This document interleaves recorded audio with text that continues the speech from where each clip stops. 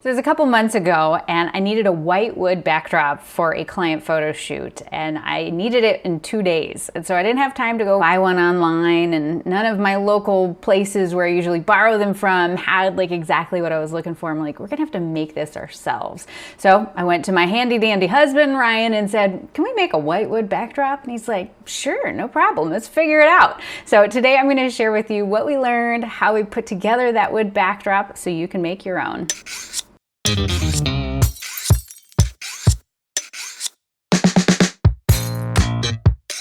What's shakin' bacon? I'm Joni Simon. Welcome to my studio. This is where I do food photography, and the goal here is to improve your food photography skills so you feel confident behind the camera. And like I said, today we are making DIY backdrops out of wood, and the good news is too, you don't need a drill, you don't need screws, you don't need nails, you just need a couple simple things from the hardware store to make this happen. But before we jump into the tutorial, I'm excited to share with you that today's video is sponsored by Skillshare. Skillshare is an online learning community with thousands of inspiring classes for creative and curious people. Explore new skills, develop existing interests, and get lost in creativity. And I get messages all the time asking for help with things like, how do I get started in Photoshop? Or how do you edit videos in Premiere? Or things like, I love food photography, but I also need to learn to shoot portraits. Well, Skillshare has tons of quality classes for you. Now, one of my favorites is the DIY product photography with Daniel and Rachel of Mango Street. Their lessons include everything from planning the shoot to styling and lighting, tons of demos. It's not just a head talking to the screen. And I love that it's applicable for both DSLR and phone shooters alike. So whether you're looking to fend off boredom, focus on self-care through creativity, or join a similarly creative community, Skillshare is the place to keep you learning. For the first 1,000 people to use the link in my description box below, you'll get a free trial of Skillshare Premium membership. And after that, it's only $10 a month.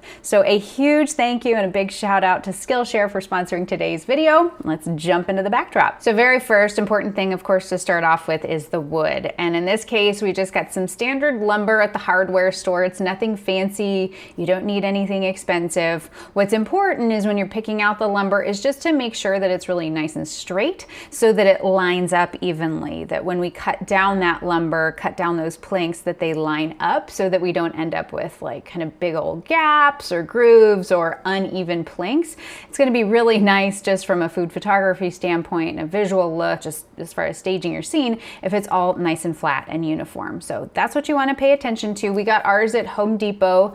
Ryan loves Home Depot like I love Whole Foods. You know, it's like our happy place. So we brought that home. Now, of course, the lumber, when you buy it, are in these really long, big planks, right? And so we want to be able to cut those down. Now, of course, Ryan, he's got all the tools and everything you need in his workshop to cut those down. But if you don't have a saw or you don't want to do that yourself, you can easily do that for you at the hardware store. You just need to find somebody to help you, ask them to cut it down. And what I recommend is cutting them down into 3-foot planks, because of course we want to be able to line those up. And most of the backdrops that I like to work with personally are at least 2 feet by 3 feet. So 3 feet on the long edge, and then we can stack it up so that it's 2 feet on the other edge. Of course, if you want to make it bigger, you can cut those longer. It's all a matter of what works for you. So the next step now is to assemble the board by putting all the boards together. And the way that we're going to do that is with wood glue. Now, when I first saw Ryan do this, I was super suspicious. I was like, that's just going to fall apart. He's like, nope, I promise you, wood glue, it is super strong stuff. And what's really nice too about using the wood glue is then we'll end up with a reversible side backdrop that we can use both sides of it, that it looks really nice. We don't end up with any like nails or screws. We can use the entirety of the board. Now, of course, make sure that it is wood glue, that you're not just using any sort of glue, but very specifically wood glue, which you can find at the hardware store as well. And then just put that along the edge of one of the planks. And then so that you don't end up with like glue kind of like squeezing out from the sides when you put the planks together, is just to take a paper towel, put a little water on it, and then rub it down just a little bit to smooth out that glue. Don't worry, it'll still completely stick, but you just want to make sure to smooth that down, because if the wood glue starts to pop out, like it just won't look cute on your backdrop after it dries. It's going to kind of get hard and crusty. So just make sure to smooth that out and then start to line up the planks one after another so that you're squishing them together, getting those edges to touch so that the glue adheres one plank to the next. So then once all your planks are lined up and you make sure you've closed all the gaps and everything's the way that you want it. Then you can just take a clamp, and these clamps actually can really be helpful too in the studio. So if you don't own any, these are pretty inexpensive at the hardware store, and you just clamp them together to create that pressure to really help ensure that that glue bonds so that those planks adhere to one another. And then next is the hard part. The hard part anytime we're doing a DIY backdrop situation is you've got to wait. You've got to wait at least 24 hours for that glue to dry. I promise, like, don't try to rush it. Don't try to do it any quicker. You really want to make sure that that bond is tight so that your board doesn't fall apart, right? We want to be able to use these for plenty of years in the future. And so once that glue is fully dried and it's sat for 24 hours, then you can take the clamps off, and then it's time for what I think is the fun part, which is the painting. And in this case, I went with a blue because I have, of course, now I've got the white and I've already got some other wood backdrops, and I thought, oh, let's do a colorful one. So I went with the color Walden Pond. It's a bear color, so also at Home Depot in this case. But you could go with any sort of flat interior paint. Of course, we want to go with that flat look so that we don't end up with a lot of shine popping up off our wood backdrop. So we just applied that. I mean, there's really no magic or mystery to how to apply the paint. Just make sure though to go with the wood grain. I do think that that really helps. And of course, you don't have to go with the paint. You could use a wood stain, would work great as well. Definitely feel free to experiment and get creative depending on the color and the look that you're going for. But then after you've applied the paint, wait another 24 hours. I know, the waiting's the hardest part. But then once that paint is dried, then comes the fun part, which is where we jack it up, right? We want to get some texture into that board because we've got, you know, these clean, pristine boards and we've got this lovely color, but we want some character in there, right? Like, it's super fun when we've got an aged piece of wood. So short of leaving it outside for a year and waiting for it to get weathered, what we can do instead is go over it like we did with a wire brush. Again, something you can get at the hardware store. I've got links for all of everything that I've talked about here today. I've got it linked down below. But you just take that wire brush, start going all over it in different directions, kind of up and down. There's some different spots too where we kind of went side to side, just kind of experiment and play with it. This is where your creativity can really come into play, but really adding some texture and character, so that's just going to add so much more to those final images. And then Ryan got the brilliant idea of like, okay, how can we jack this up even more? He brought out the chains. I mean, this man, his creativity knows no bounds.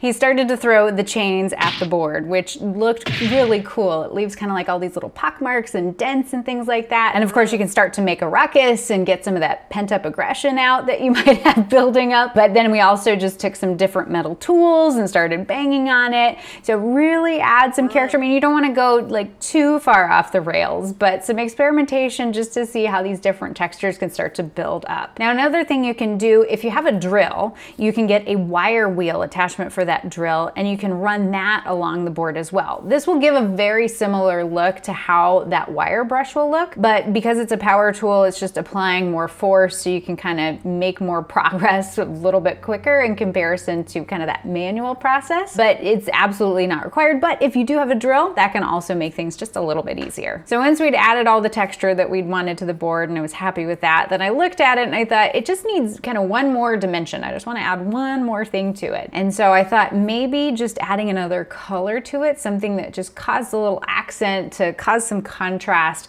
really accentuate that texture. And so I had a gray stain sitting around from another project and went ahead and used that and just kind of put it on in a really thin layer across the whole board. Now the problem with that stain though was, and I wasn't really thinking about this, was that it was a kind of shiny oil-based stain. And so when I came in the next day, I was like, oh, I didn't want shiny on my surface. But what it had done though is created kind of this really cool dimension by adding just those gray flecks and gray undertones across the board, creating some more contrast. And so I thought, no problem, we can fix this, right? We've got sandpaper. So I just went over the whole thing and just roughed it up with the sandpaper. So it still retained some of that character from the gray wash, but it wasn't shiny so that I wouldn't end up with a ton of glare in my photos. But then the all important moment of truth, I put it in the scene, I put my camera up, put the lights up, took a photo, and I was like, oh, this looks even better than it does in person. That's one of the best parts about a great backdrop is you kind of look at it in person and you're like, that's all right. But then you look at it in the photos and you're like, that is really, really cool. And I especially love this color,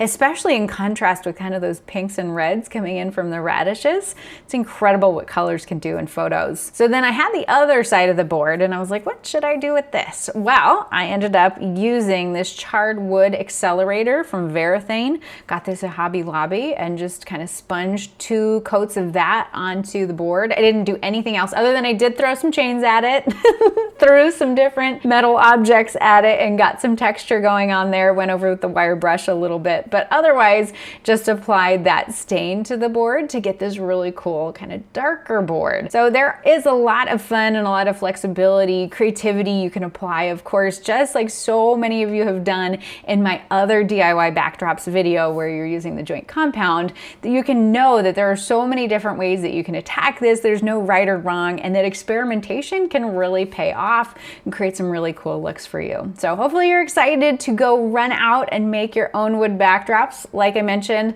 everything I've talked about here today is linked down below, but hopefully you're inspired. Hopefully you're excited. Thanks for watching. If you like this video, give it that thumbs up. But with that, you stay out of trouble and I'll see you soon, okay?